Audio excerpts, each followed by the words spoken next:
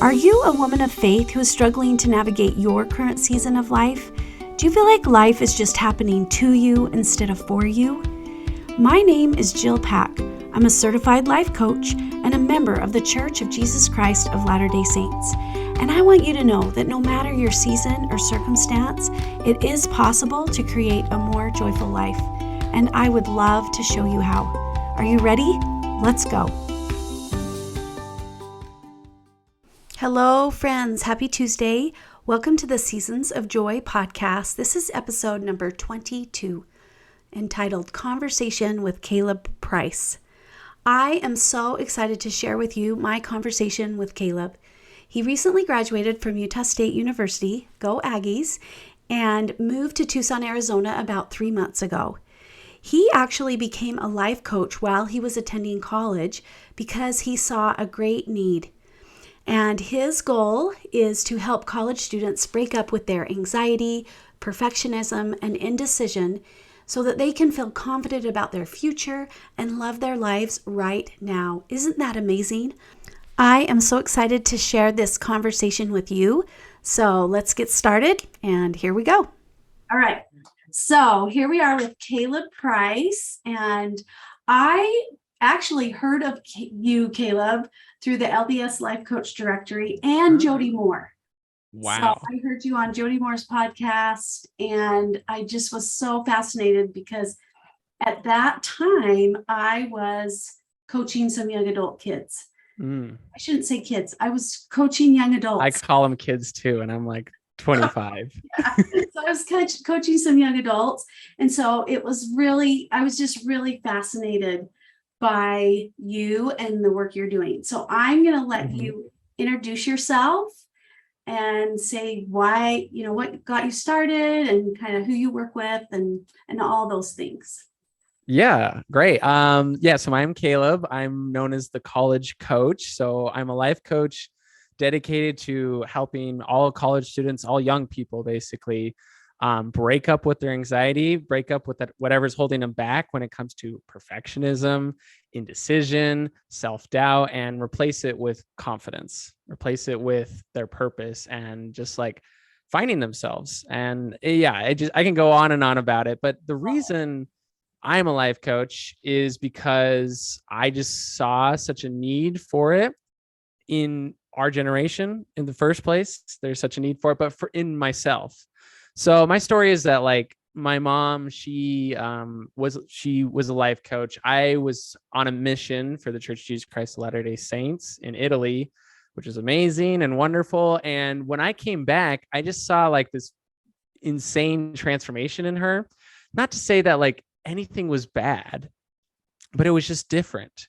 There's such a light about her. She just seemed much more happier and like present and just like this. There was a difference, a tangible difference. And I was like, it's kind of interesting, but I'm going to go on and live my life and go to Utah State, go Aggies. And go Aggies, yes. Yeah, you gotta love Aggies. And I loved it, but I didn't think much of it. I was just like, that's cool. Got some advice. I got some tips and tricks along the way. But then it came down to this point where October 2020, like I had hit the bottom. Like I'd hit several what we'd call mental breakdowns or bottoms, you could say, these pits where I was like, okay, enough's enough, things got to change. But I thought it was just like, okay, got to get my act together, got to break up with these bad habits, or you just kind of have to take a break and relax. And that would happen in high school, that happened on my mission, and several times in college. But at this point, I was like, enough's enough. I was struggling in my major. Like I was doing fine grades wise, but I was just like, do I even love this? It just was draining. And and the future didn't seem very bright in that aspect. I'm like, I don't even know what I'm doing, as well as with the worlds, it did not seem very bright either. And so a lot of crazy stuff going on. And so that kind of was depressing, as well as just like, I felt surrounded by friends, but I didn't feel close or connected. Didn't feel like anyone was understanding me. My feelings were all over the place. Not to mention I was dating someone and my anxiety was through the roof, to the point where I broke up with her, and that only made my anxiety far worse. And so I was like, okay, clearly something is off. I was just beating myself over and over, thinking something is wrong with me. And it came to the point where it's like, okay, I'm going to finally meet with a life coach. And from that very first meeting, from understanding that there was nothing wrong with me, that like I was having a perfectly normal experience, that there were reasons for my emotions, for my thinking, for everything that was being created, it blew my mind. And so after like 6 months of transformational work, and a work that I continue to still do today, I just had this epiphany of like, why does no one else know about this? Like, where are all the other young adult life coaches out there, like ready to help me? Why did it have to be in this moment? And of course, like there was a reason, there's a purpose for it. But I was like, I don't want anyone else to go through what I did. I mean, of course, that's probably good and necessary. And there's probably a lot of people doing that, listening or, that are struggling. And I was like, I want to be that resource. I want to be the young adult that helps young adults. And so that's why I'm a life coach, why I love working with people one-on-one and love seeing people have the exact same transformation that I did. And just like my mom, basically, where they're just transformed and they feel so much better and lighter about their life. Oh, I love that so much. And as you were talking, it made me think of just the young adults that I've worked with, that I think there is that sense of belief that something's wrong with them, that they really don't understand that feeling all the emotions is part of this human experience. It's part of life, and that nothing is wrong with them. That would be the overwhelming thing I see is I think they believe something's wrong with them, that they're flawed, that they're broken or something. Really, it's so true. And I was going to say, like just to tag on that, the one thing I see with my clients, on top of there's something wrong with me, it's this idea that like we're never on our side. Like we're always against ourselves. That's the biggest number one thing that I think is the seed behind everything. Behind all our indecision, behind all our anxiety and our fear is this idea that we are doing it wrong. And clearly there's some other magical way that's going to fix everything, right? Yes. And just as you were talking before that, it fits into that, is just we use those things, even as adults, but even old adults like me, right? We use these down times and then we just beat ourselves up. And this idea, well, if I was doing enough, if I was enough, if I did it right, the right way, if I make the right choice, then I can be happy and then I'll be better. And so we just beat ourselves into being better, which doesn't lead us to be better. No, never. Yeah. No, you can't beat yourself up to better. No. It doesn't work like that. No, but we keep doing it, thinking that maybe it will. Yeah. And I think like the biggest thing that I've taken away from coaching and what I love teaching my clients is that everything you do makes sense. Like there's a reason for it. There's a reason that you feel this need to, I don't know, scroll on social media. It's because you see satisfaction in that. It's because you want to distract yourself from where you're currently feeling. It makes perfect sense. Yeah. Why we want to spend all this time. And it's also quite entertaining, to be honest. Yeah, I love that, because I think sometimes, that just the permission that, oh, there's a reason I'm doing this. I can change it if I want to, but it's not bad that I'm doing this thing. It makes sense that I do it, and I have the power to do something different if I want to. Exactly. Entirely. That's my whole premise, really, with everything I try to break up with young adults is you are doing things for a reason. And in fact, it's quite good. Your brain interprets this as this is the best option. You are in fact smart. You are in fact know exactly what you're doing with your life. And you have gotten yourself this far in your life. Most of the people I work with are in fact quite successful, or like, and not, that's just like, not objectively speaking, that's how they just like, they can think themselves successfully, but they don't see themselves that way. Like they're like, yeah, I know I'm good, I know I'm doing this, but like I don't feel that way, or like I could be doing better. And I'm just like, come on, people, like look how far you've come. Think of how far you could go with love on your side, with compassion, with this idea that, oh, every decision I make is the right decision. Even if it's the wrong decision, it's right for me. It's right for the situation. It's right because I could never get to the right decision by not making these wrong decisions along the way. Yeah, I love it. And it ties back to what you're saying about being on your side. I think that it's this idea, well, I can't be on my side because that would be selfish or something, right? We've Yeah. got to be the devil's advocate and point out how we're doing it wrong. Yeah. Yeah. We can't be selfish. We're not allowed to be selfish. Yeah. Well, even though we're hurting ourselves. And in fact, it's like abusing ourselves in a sense, but we don't see it that way because one, we don't talk about it with other people. So it's just kind of us on our own. Yeah. But the metaphor I like to use is because we think it's working. The metaphor is that like when I was in Italy, I accidentally filled the car up with diesel, and being silly missionaries, we're like, well, we probably could just drive it. And it was this is honestly a stupid decision, but I've learned so much from this experience. Yes. In that, like, with the diesel car, we made it some distance. We made it like, I don't know, 90 something miles or something like that. And then it broke down and it just started freaking out, and we had to get a tow truck and we had to go the rest of the way, and it got fixed. And I've always thought it was fascinating that, like, fueling yourself with fear, with self-abuse, with shame will get you some distance, but you will always break down. You will always break down within some meter, and you will have to take so much time to recuperate yourself, to heal yourself. And you won't even want to continue necessarily sometimes, which is unfortunate, but so true. What happens when we fuel ourselves with love? We go the whole way. Yeah. Not to say it's not hard, not to say it's not uncomfortable, but it is right with us, and we are good with ourselves along the way.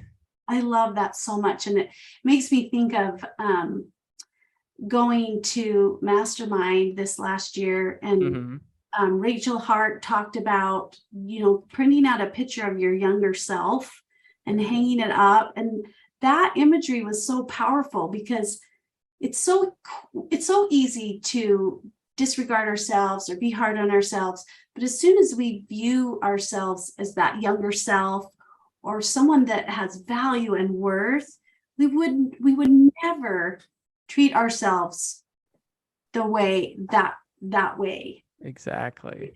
As that younger self. And so I love that. I love how are you fueling you, and the idea that it will get you somewhere, but eventually will break down. I love that. Yeah, and you don't even necessarily want to be in that place. Yeah, that's so good. Where in Italy did you serve? Rome, Italy was the mission. So I was on the island of Sicily for like a year. It's beautiful. That's so fun. My husband served in Italy.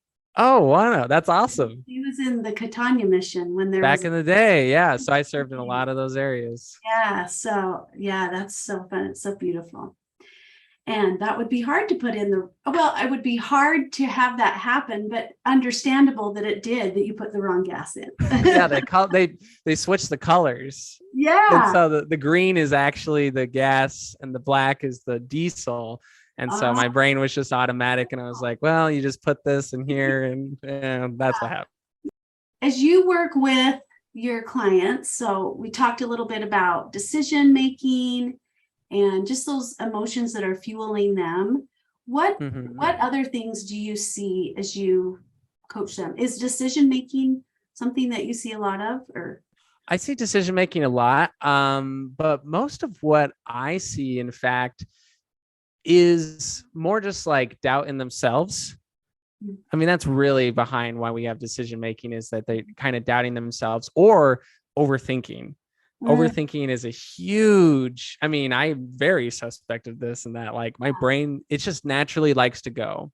And I used to think it was such a problem to, like, my mind's crazy. I can't relax. I'm always thinking about all these things, or I'm always stressing and always thinking about the future. But once I started thinking of it as it's such a gift, like it's a gift to be able to plan ahead, to see all these things through, to have all these ideas, then it was this idea of being kind to myself, being on my side and recognizing, this is not a disability. It's not something that is holding me back.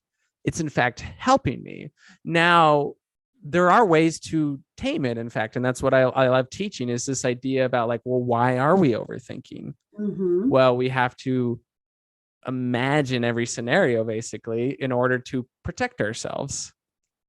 Yeah. And so it makes sense that we would do all these things because we think we're not safe, or the decision we're going to make is going to make us not safe. We're going to be judged and whatnot. And if we can just always go back to the root of recognizing that the reason we overthink is because we honestly, deeply, it's because we care.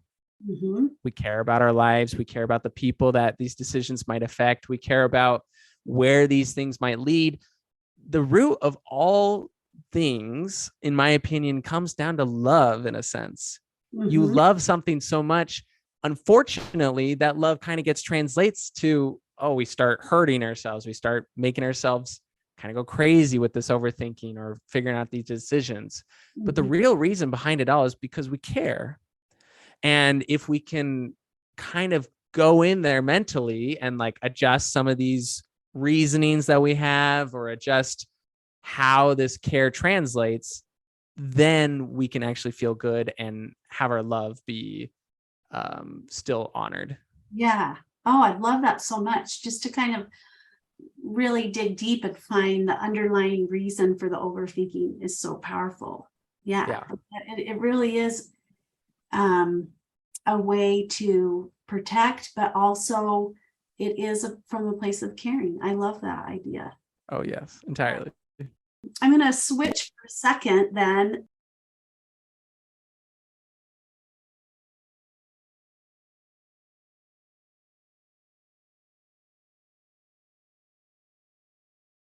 To a different topic of as parents of these young adults, right? Because that's what I am. I have 5 of them. Wow. So I've seen different, different choices, different stages.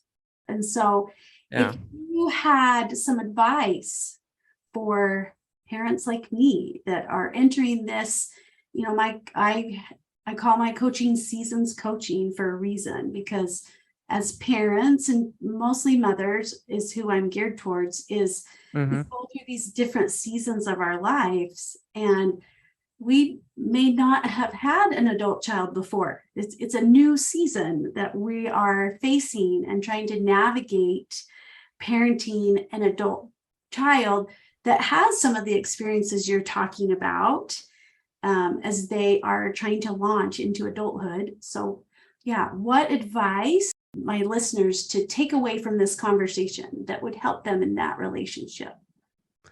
Well, one, I think give yourself a lot of compassion, because you did a lot of work raising these kids.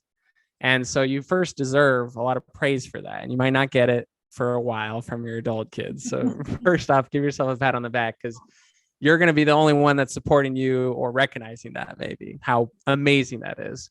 But secondly, I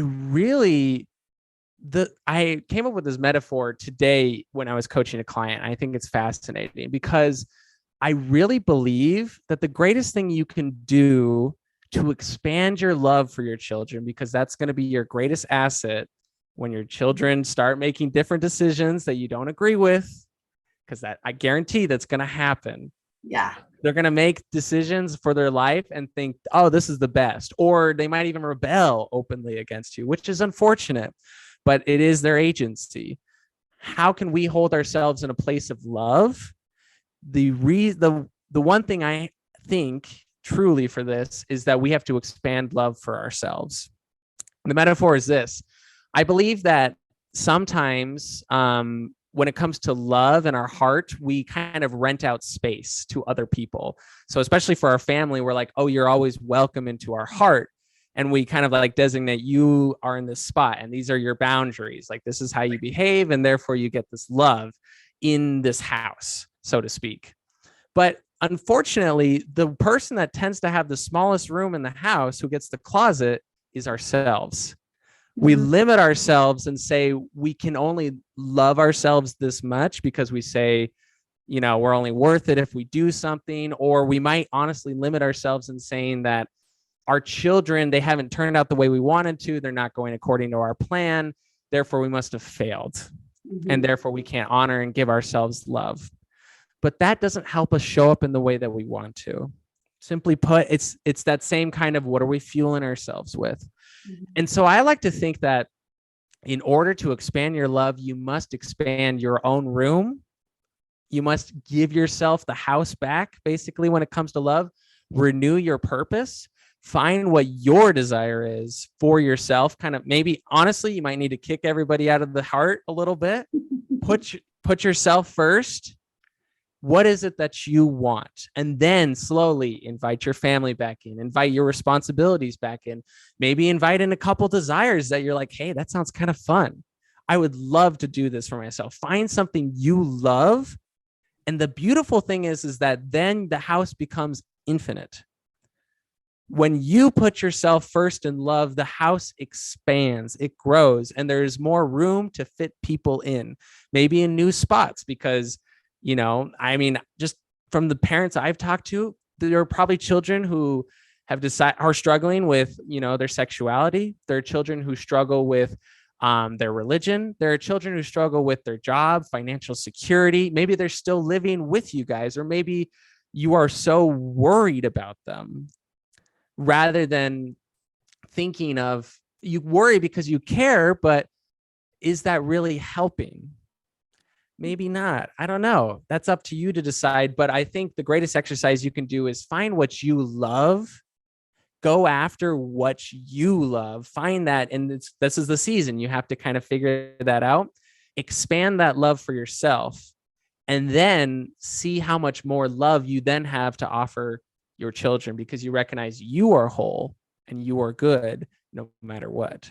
Yeah. Oh, I love that so much. That is exactly kind of the area I focus in, is really getting clear on your why. And I think as parents, from my experience, we invest so much time into our kids. We want to provide opportunities. We want to provide love. We want to provide a safe place. We want to, provide all these things. And oftentimes we lose sight of our purpose. We get tied up in what our purpose is instead of why we are doing anything. Mm-hmm. So we quit having that role of parent of a teenager or a young child. We lose that role a little bit, or it's redefined. We can become lost. And so I find that we're still trying to hold on to that role of what it used to be. And if we can just let go of what we think it's supposed to look like. Yeah. And then apply that self-love. Like we're all doing amazing. We're all doing the best we can. Oh yeah. And when we can recognize that, I love your idea of like how that love expands. I think so oftentimes we think it's this finite thing, and that if our kids choose differently, then it hinders our ability to love. Mm-hmm. If we let it. But if we, because we're taking it away from love of self. Yes. Yeah. So yes, I love 100%. that.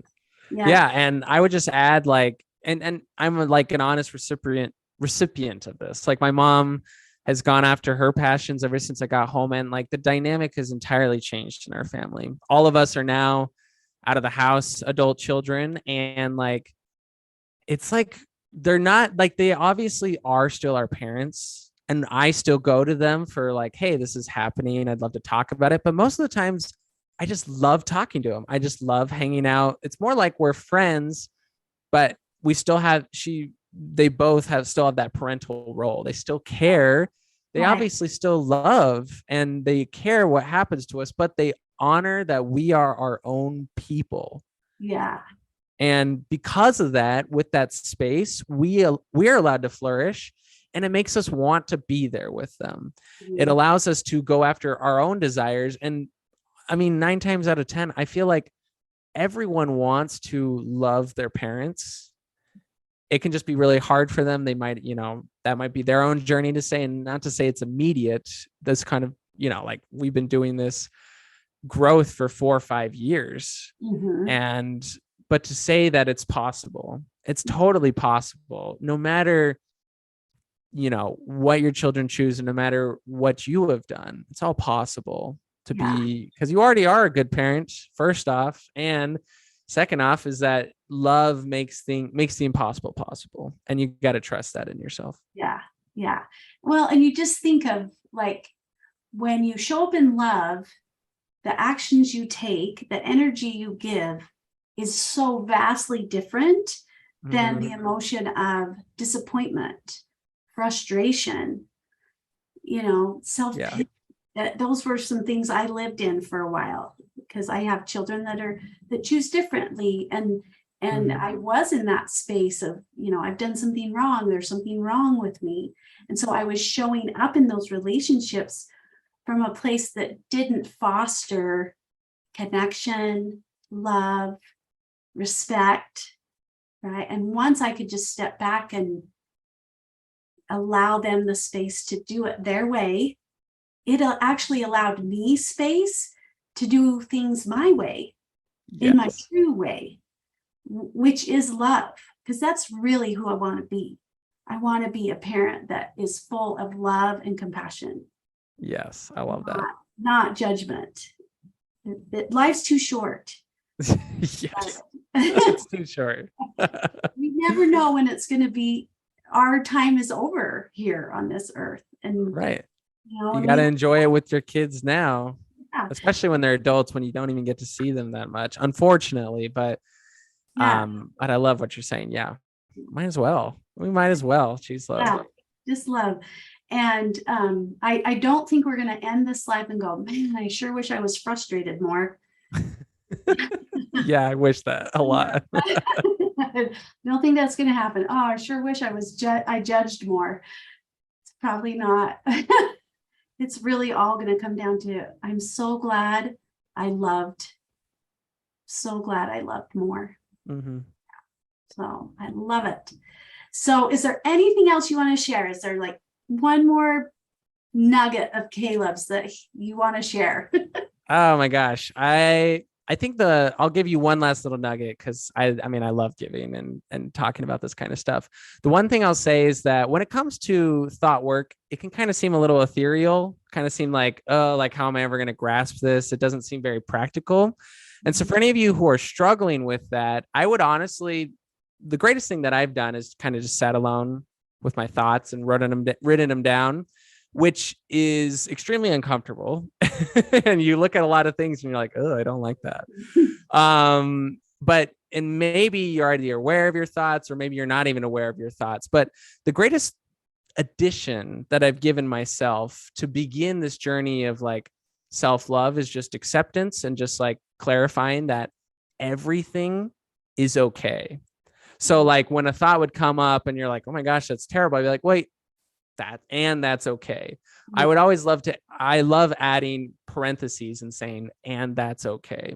So whether you're writing it down or whether you're noticing it, whatever you are struggling with, especially when it comes to loving your children or when it comes to loving yourself, and a thought comes in and you're like, well, frick, I'm not doing my work. Apparently, clearly it's not working. It's just about reminding yourself, no, it's all okay. Yeah. These are just thoughts, because deep down, I know who I am. I know what I'm connected to. These things, my brain's just trying to help. It's just trying to protect. Things are trying to distract me from what I really want. Totally fine. Yeah. And so I love reminding myself, and that's okay. Yeah. Yeah. So I love that. I have applied that myself. So I would love to, when you started adding that to your life, what did you see? Oh, it's just like everything calms down. I think it just like it takes this level of like, oh, I don't have to be on high alert about like everything that I'm doing, or I don't have to be so stressed that everything turns out perfectly. I think it just does really take away an element of perfectionism, which I think all of us have to a degree. And I really believe it just opens you up to the possibilities of like, oh, like actually these things are good for me. I'm learning from these negative thoughts or these self-deprecating thoughts. And then it is like a springboard to all this potential. Once you say, and that's okay, you're like, well, what if like, actually, like, I didn't even think that thing about myself. And so there are thoughts that like hardly come up that used to come up all the time. And when they do come up, I'm like, well, I already know that. First off, it's an okay thought. And second off, I don't even believe you anymore. Yeah. And so it just opens you up to the possibilities that you are always in charge of your brain. You are always in charge, and not necessarily like you're going to notice and be conscious, and there's life's 50-50 and there's so many things, but it's just always putting yourself in control and recognizing like, hey, I'm doing good. Yeah. Always asserting yourself as I'm on my side. It's not me against me. Yeah. Oh, I love that so much. And I think it really helps us see that this is part of being human. Like that is the human experience, all the positive, the negative, like you said, the 50-50. Like once we can embrace like, oh yeah, this is what we signed up for. Oh, this is that hard part. Okay, nothing's wrong. So, and I love that. It opens you up to possibilities. Yes. So good. So good. Okay. So before we close out, I just have loved visiting with you. It's been a pleasure, and the Thank world you. is a better place because you're doing what you're doing. It's so good and so important. So kudos to you Thank you. for taking the step into this journey. I love it so much. So if people want to learn more about you and who you work with, or even to reach out to work with you, where can they find you? Yeah. So easiest place is my website is calebpricecoaching.com. Has all my information on there. Instagram is where I'm at mostly. I post lots of fun content. Again, I work primarily with college students, young adults, even, wherever you are in life. If you think you're struggling with anxiety, perfectionism, indecision, or if you're just like, I just want to feel better and good about myself, like I'm your guy. And I'd love to talk. There's always offer a free consult. And as a special treat for your audience, I have a freebie. It's basically just how to stop fighting with your adult children. It's sort of like a way to like just get to a place where you love, but still like you might disagree.